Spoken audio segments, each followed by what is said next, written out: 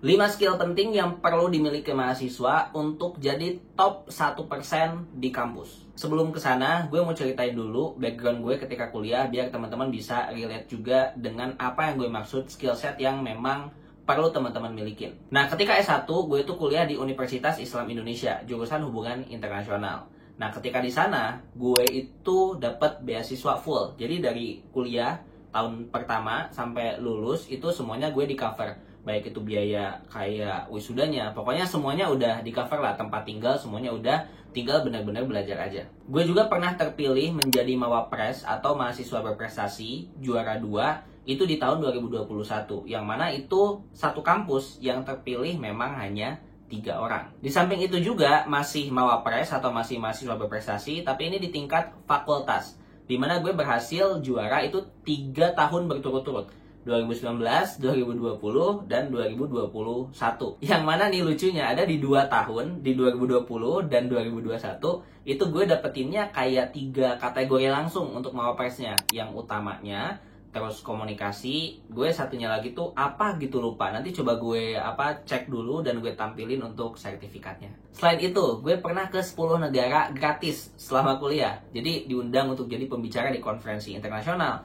disponsorin sana-sini, ikut pertukaran pelajar, jadi volunteer, dan kawan-kawannya. Terus, gue juga pernah jadi ajudan milenial Gubernur Jawa Barat, yang waktu itu di tahun 2021, ada 11.171 pendaftar, dan yang terpilih itu sekitaran 21 orang, which is salah satunya adalah gue untuk jadi ajudannya Pak Ridwan Kamil. Terus, gue juga pernah nulis artikel opini, dan sampai sekarang mungkin ada sekitar 30-an artikel opini yang pernah gue tulis di media massa. Itu selama kuliah lah, bukan sampai sekarang. Sekarang udah gak pernah nulis lagi guys, jadi waktu kuliah aja. Terus, gue juga pernah ngedikin NGO yang standarnya internasional. Kita waktu itu udah kerjasama dengan beberapa negara, kayak misalkan Korea, Kyrgyzstan, dan kawan-kawannya. Terus gue juga pernah jadi asisten dosen.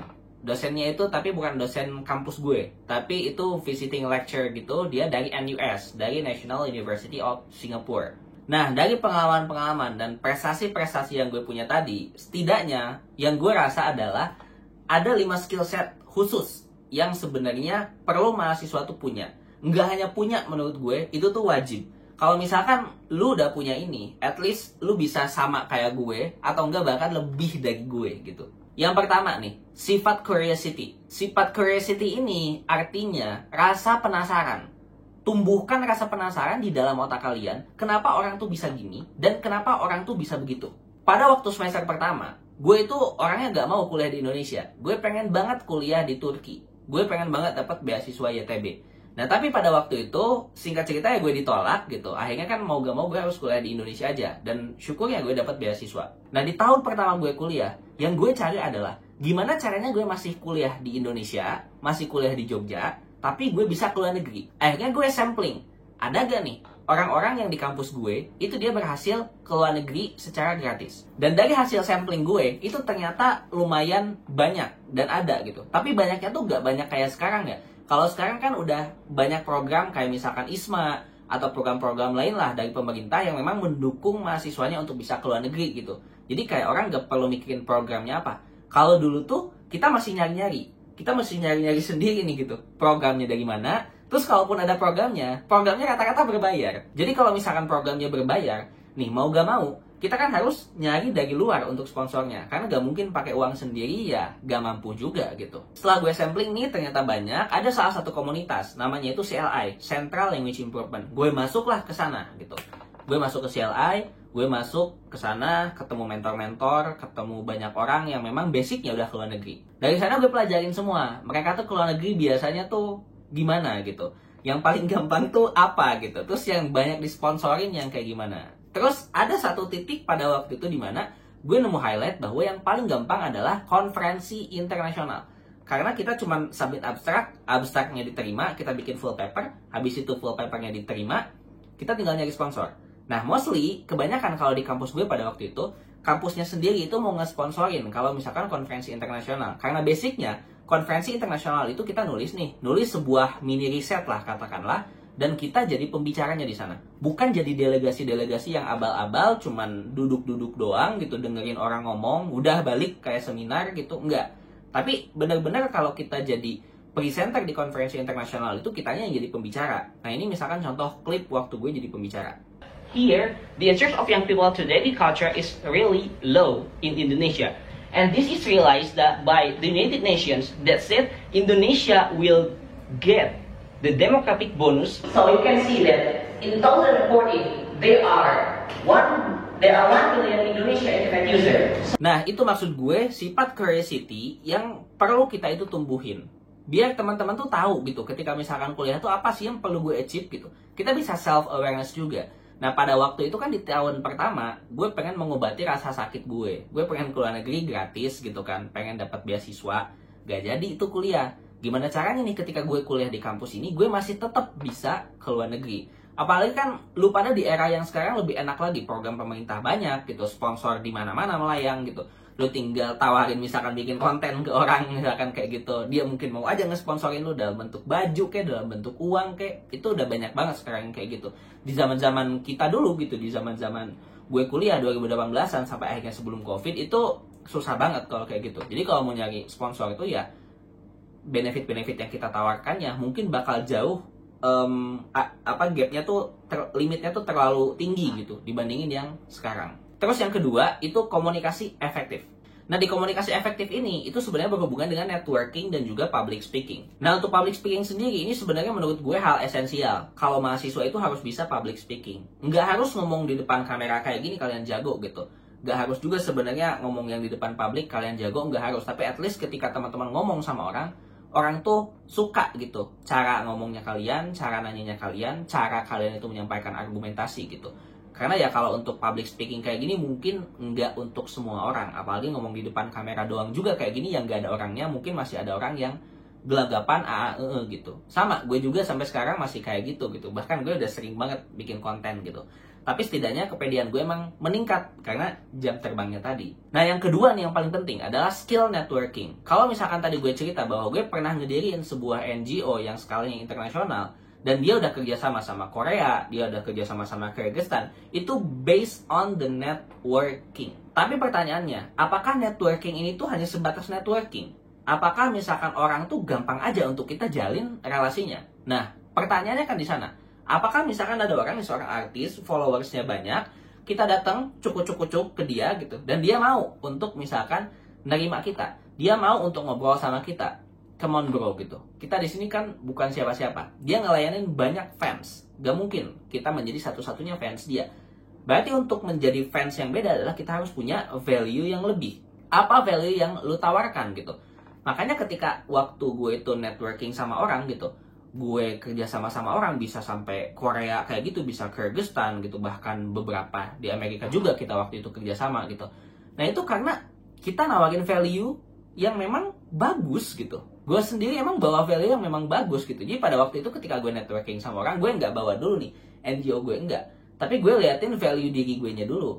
Gue nya gimana, apa yang gue tawarin, skill set yang gue punya apa, ngobrol, strategic thinkingnya kebangun dan sebagainya, barulah bawa ke program si NGO itu. Jadi kalau ada orang yang bilang kayak lu networking aja, ngobrol-ngobrol sama orang gitu. Tapi kalau misalkan nggak ada value-nya dari networking itu, lu hanya sebatas network doang gitu. Lu hanya sebatas kenal doang. Nah kan lu gak mau kalau cuman sebatas kenal doang. Pasti yang lu mau adalah ketika networking itu terjadi, kita kenal sama si A, gimana caranya kita bisa bangun project bareng si A, gimana caranya kita bisa dapat duit bareng si A gitu. Nah itu kan yang sebenarnya endingnya yang pengen kita bangun dari sebuah networking. Kalau misalkan cuman kenal-kenal doang mah, dan gak bisa dimonetisasi misalkan, gak bisa dijadiin project, gak bisa bermanfaat bareng dan sebagainya, menurut gue itu agak sedikit kurang gitu. Apalagi misalkan orang yang kita kenalnya itu adalah orang yang hebat gitu. Karena kalau misalkan kita projectkan bareng nih sama dia, kita bakal belajar banyak juga nih sama nih orang. Kalau misalkan orang ini memang jago banget, misalkan pintar banget, sayang banget gitu kalau misalkan cuma kenal. Kita bisa lebih dari itu. Makanya kita harus tawarin value kitanya dulu. Ketiga, content creation. Ini sebenarnya udah no debate, ini high income skill di zaman sekarang. Dan selain itu juga, biasanya sekarang, kampus itu tuh suka ke mahasiswa-mahasiswanya yang suka bikin konten. Nah, kalaupun misalkan teman-teman gak diajak untuk masuk projectnya mereka, at least kampusnya itu tahu lah gitu. Kampusnya tahu bahwa teman-teman tuh memang suka bikin konten. Ya contohnya misalkan, konten kreator di edukasi yang memang suka nge-review kampus gitu. Itu kan contohnya Mas Danang nih gitu. Nah Mas Danang kan jadi banyak banget terlibat di project-projectnya kampus. Bahkan nggak hanya kampusnya dia, kampusnya orang termasuk kampus gue, dia pernah terlibat di dalam project marketing campaign-nya. Keempat, menulis. Nah menulis tuh nggak hanya untuk kuliah ya, nggak hanya untuk skripsian gitu. Tapi menulis juga bisa untuk datengin income lagi gitu. Dengan teman-teman nulis artikel opini di media, dengan teman-teman jago copywritingnya, itu sebenarnya bisa dimonetize nantinya jadi uang. Dan itu yang gue juga dapetin pada waktu itu. Kenapa gue bisa dapet pada waktu itu penghargaan mahasiswa berprestasi di bidang komunikasi dan publikasi namanya itu? Karena gue sering banget nulis artikel opini dan kuantitinya tuh banyak gitu. Nah, skill set menulis ini sebenarnya itu nggak hanya berguna ketika teman-teman tuh di kuliah, bahkan sampai kerja pun skill set menulis tuh gitu. Itu berguna banget guys gitu. Karena dengan menulis gitu, dengan teman-teman punya skill set nulis, sebenarnya lu bisa kerja dari mana aja gitu. Ada banyak opsi pekerjaan yang memang kita itu bisa kerjain dari mana aja dengan skill setnya menulis. Nah, makanya skill set menulis itu penting untuk kita bisa jadi top 1% di kampus. Ini terakhir dan menurut gue yang paling esensial dari semuanya adalah time management. Lu mau jago public speaking, lu mau jago manajemen project, lu mau jago nego sama orang, lu mau jago handling apapun itu, lu mau jago jualan, lu mau jago event planner, lu mau jago presenter dan sebagainya. Kalau time management lu jelek, hancur semuanya. Analoginya gini, katakanlah kayak gini, lu misalkan jago banget nih nego sama orang, lu udah bikin project bareng sama dia, udah deal kita mau bikin project A misalkan.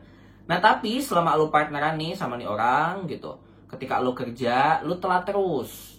Ketika lu ngumpulin projectnya, lu telat terus. Kalau ada meeting, lu lupa terus. Kalau ada customer nanya, lu nggak bales, lu slow respon dan sebagainya. Orang kerja, lu malah jalan-jalan kemana. Orang kerja, lu malah rebahan. Nah akhirnya hancurlah itu semua. Karena time managementnya buruk. Lu waktu kerja ya kerja. Lu waktu harus handling customer ya handling customer, jangan dulu yang lain gitu. Nah ketika time managementnya ini buruk gitu, ketika hariannya teman-teman tuh gak keatur, gimana perusahaannya atau usaha yang teman-teman bangun atau project yang teman-teman bangun itu bakal rapi juga. Kalau gue sendiri itu simple, gue tunjukin. Biasanya gue itu pakai Google Calendar. Jadi Google Calendar itu sebenarnya hal yang paling simple banget kalau misalkan lu itu mau arrange jadwal lu gitu. Misalkan contohnya ini gue. Nah, ini gue di hari ini kerjaan gue nih. Jadi di jam-jamnya itu udah jelas gitu. Kayak misalkan nih, jam 10 udah jelas tuh ngapain. Terus jam 1-nya ngapain, jam 3 ngapain. Dan gue selalu kasih spare waktu 1 jam. Karena gue rasa kayak ketika ngerjain itu gak bakal mungkin pas banget 1 jam. Pasti mungkin ada lebihnya gitu. Jadi gue pasti spare waktunya. Dan gue udah tahu gitu, yang gue lakuin tuh apa di hari ini. Jadi gak ngangengong rebahan gitu. Nah itu time management itu benar-benar perlu banget. Nah kalau time managementnya jelek, pasti lu tiba-tiba mikir kayak, wah udah lulus aja nih gitu. Pas udah lulus di CV-nya malah gak ada apa-apa, pengalaman kerja gak ada, magang gak ada, prestasi gak ada gitu. Akhirnya bingung tuh mau kerja di mana, mau usaha gak punya modal, ya gitulah endingnya. Nah itu aja 5 skill set yang perlu lu semua miliki sebagai mahasiswa. Kalau misalkan lu udah bisa nguasain 5 skill set itu, gue sangat jamin at least lu bisa kayak gue. Kalaupun enggak, itu bisa lebih bahkan dari gue. Karena lu bisa jadi top 1% di kampus.